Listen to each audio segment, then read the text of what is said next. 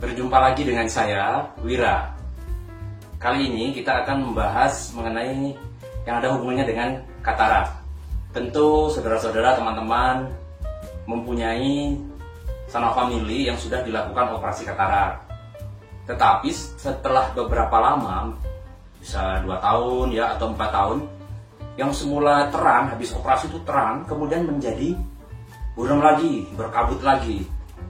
Tentu teman-teman bertanya-tanya, loh kenapa? Kan sudah operasi katarak, kenapa buram lagi nih? Wah, ini ada apa ini gitu kan?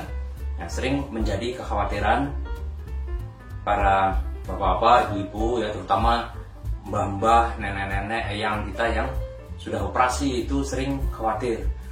Nah, papa atau nenek kok buram lagi? Kemarin-kemarin terang loh, ini beberapa bulan ini kok berkabut lagi, sehingga menimbulkan kekhawatiran dari keluarga. Nah, setelah ke dokter ya, datang dengan ke saya, oh ternyata ini katarak sekunder ya, atau istilahnya after katarak. Nah, sebelum itu kita bahas dulu, karena sering terjadi salah persepsi di masyarakat, katarak itu apa? Jadi katarak adalah kekeruhan pada lensa mata. Lensa mata itu yang mana? Ini lensa mata itu yang ini ya. Kalau kekeruhan tidak di lensa mata, ya tentu namanya bukan katarak ya. Namanya tergantung letaknya di mana. Sering pasien bilang, "Dok, saya udah pernah operasi katarak tapi ini kumat lagi, Dok, katarak saya. Ini muncul lagi nih seperti ini." Nah, ini namanya bukan katarak, tapi pterygium, yaitu selaput pterygium. Tapi di masyarakat sering disebut katarak ya, bukan. Juga ini, "Dok, anak saya atau dirinya sendiri, Dok, saya habis infeksi kok mata saya jadi katarak." Setelah dilihat, oh bukan, ini bukan katarak, ini namanya jaringan parut kornea atau makula kornea gitu ya. Kalau katarak yang mana? Katarak kekeruhan pada lensa mata kan di tengah nih, di situ. Kalau dilihat dari depan, dia sembunyi ya, tertutup oleh iris sehingga hanya kelihatan tengahnya. Kalau kataraknya sudah tebal seperti ini nih, nah dia akan ada putih di tengah ya, bukan di pinggir. Di tengah seperti itu ya, di pupil namanya, putih. Tapi kadang katarak itu nggak selalu harus tiba-tiba matang kan. Ada yang masih muda sehingga tidak nampak bahwa ada katarak ya, padahal pasien mengeluh buram. Nah, katarak mau tidak mau, kalau sudah apalagi udah keruh kayak gitu ya, sudah matang, harus dioperasi. Nah, ini berkaitan dengan katarak sekunder tadi ya, atau after katarak tadi. Nanti kita lihat operasinya, sehingga kita bisa mengerti kenapa dia bisa keruh lagi ya. Nah, kalau operasi seperti ini, katarak itu kan kayak cakram ya, kayak bola tapi agak pipi. Nah, bungkus depannya, kapsul depannya kita buang seperti ini. Kapsul depannya dibuang. Kemudian kataraknya diambil. Ini saya percepat operasinya ya. Kataraknya diambil sampai bersih. Nah, kemudian bersih itu meninggalkan kayak tas ya, bag, tas atau amplop gitu ya, yang bagian atasnya terbuka dan ada kayak tas plastik ya, tas kresek gitu, tapi bening sangat tipis. Nah, disitulah kita menempatkan lensa tanamnya. Seperti ini, kita pasang lensa tanam di situ, pasang di situ. Nah, dia bening dan pasiennya bisa melihat lagi terang, jelas ya. Nah, dengan berkembangnya waktu, bungkus tadi, tas tadi yang mulanya bening, karena itu benda hidup ya, kita kan ya makhluk hidup ya, ada sel-sel yang masih aktif, yang berbelah. Dia akan berbelah itu kayak rumput ya.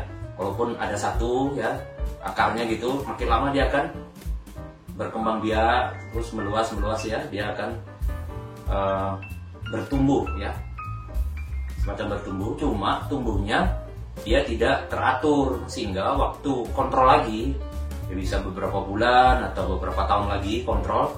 Nah, seperti ini ya, keruh lagi ya. Jadi ada kayak bercak-bercak itu, dan pasiennya mengeluh buram lagi, berkabut, glare, kena lampu gitu, silau ya, seperti gejala-gejala awal katarak dulu. Kenapa bisa timbul seperti ini? Ya selain karena alami demikian, bahwa kalau sel kita bersihin dia tumbuh lagi ya, kayak rumput di halaman kita bersihin dia tumbuh lagi, itu memang sifat alaminya. Itu juga dipengaruhi oleh usia. Semakin muda kita operasi katarak, misalnya katarak trauma ya, kita pukul, kecelakaan terus jadi katarak, kita operasi, itu sangat cepat timbul katarak sekunder. Tapi kalau semakin usia ya, umur 60 ke atas ya, 70, dia akan lebih lambat karena sel-sel yang berkembang pada orang-orang yang lebih sepuh, lebih tua itu lebih lambat, sehingga timbulnya katarak sekunder juga lebih lambat. Kemudian faktor apa lagi? Faktor lensa. Nah, salah satu kelebihan lensa yang premium kalau ditanam di mata kita, dia lebih lambat menimbulkan katarak sekunder seperti itu. Tapi dari tajam penglihatan, misalnya lensa premium dengan lensa biasa, melihatnya sih biasanya sih sama aja ya, relatif sama gitu. Cuma bedanya satu di penglihatan malam. Kalau kita pakai lensa premium, lensa yang lebih mahal gitu ya, kalau malam lebih enak melihatnya.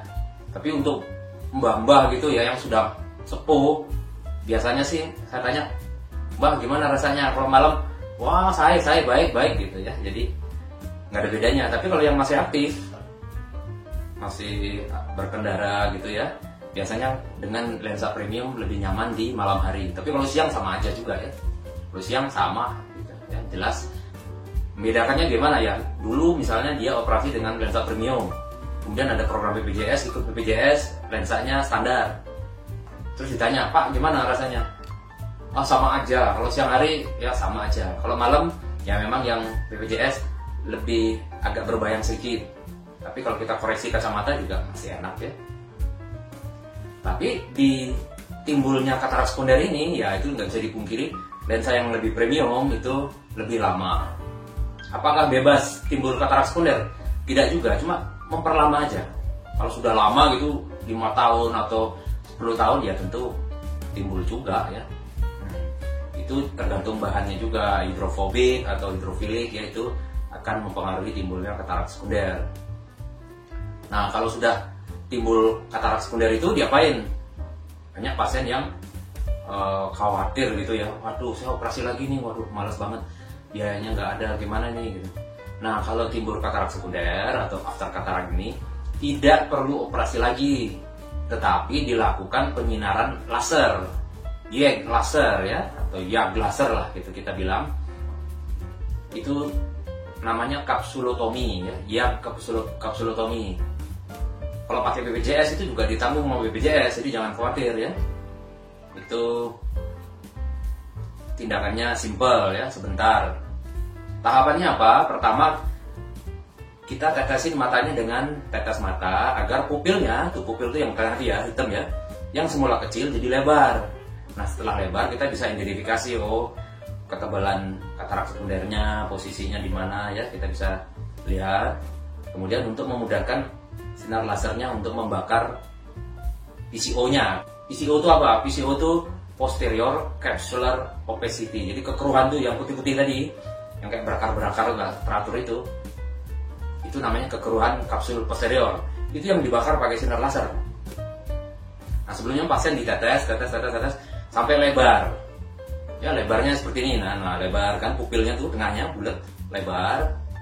Kemudian kalau sudah lebar, kita pindah ke kamar tindakan. Di situ pasiennya duduk aja. Nah, seperti ini ya, pasien duduk situ santai. Kemudian saya pasang lensa Abraham ya. Nah, kemudian di laser, dibakar ya, ditembak, tes sebentar, nggak beberapa menit saja udah selesai tindakannya, sangat cepat. Ya, kalau udah selesai, yang keruh tadi ya, yang putih-putih yang menghalangi tadi itu clear seperti ini ya, kita atau udah ada bakar nih. Nah, dia akan tengahnya akan jernih, bening lagi, sehingga pasien melihatnya lebih jelas lagi, langsung. Kadang-kadang instan habis ditindakan, terang lagi, wah senang pasiennya ya. Jadi ya kalau untuk katarak ya itu biasanya dramatis, pasiennya sangat senang ya, asal saraf matanya masih bagus. Saraf mata tuh yang dimaksud retinanya. Biasanya kalau ada gula, ada usia yang terlalu lanjut, setelah operasi katarak ataupun setelah YAG laser ini, ada beberapa pasien yang kurang surprise ya, karena terangnya kurang terlalu terang ya, karena komplikasi dari penyakit gulanya. Jadi kalau bapak-bapak, ibu-ibu punya family gula, ada diabetes, ya mari kita jaga gulanya, karena bila tidak teratur, gula tinggi juga akan mempengaruhi kesehatan mata. Kena saraf mata, bengkak, perdarahan, bocor, itu akan buram ya. Sering-sering pasien berharap banget, dok saya mau operasi biar terang lagi. Setelah operasi katarak masih kurang terangnya, jadi pasiennya kecewa. Jadi kita biasanya Pak, Ibu, para maklum, nanti setelah operasi mungkin nggak seterang yang bapak-bapak, ibu-ibu harapkan, karena gulanya udah menyerang mata. Itu penting saya selipkan di sini juga, karena itu banyak kasusnya ya. Nah, kalau sudah di laser seperti tadi, itu pulang ya, pasiennya santai pulang ya, biasa aja, nggak ada harus seperti operasi katarak dulu, nggak boleh sujud ruku, nggak boleh kalau orang Hindu misalnya nggak boleh pada namaskar gitu, nggak, biasa aja mau apa kegiatan ya, asal tidak berlebih ya, biasa ya, kegiatan di rumah, masak ya biasa masak, terus obatnya diminum dan ada yang ditetes, itu aja. Kira-kira seminggu 2 minggu kontrol lagi, kalau oke, bagus, terang, tinggal kita cek kacamatanya, ukuran kacamatanya ya. Jadi sering berubah ukuran kacamatanya, tinggal diganti ya. Pasien biasanya happy ya, terang lagi, wah terang lagi kayak dulu begitu ya. Jadi kalau kita operasi katarak kemudian buram lagi, kemungkinan adanya katarak sekunder atau after katarak ya. Dan ini tidak memerlukan operasi, hanya di laser seperti tadi. Kalau bapak ibu punya jaminan, askes, punya asuransi yang lain, itu di cover ya, jadi jangan khawatir. Dan tindakannya di poliklinik ya, habis tindakan pulang. Demikian, mudah-mudahan bermanfaat. Salam sehat.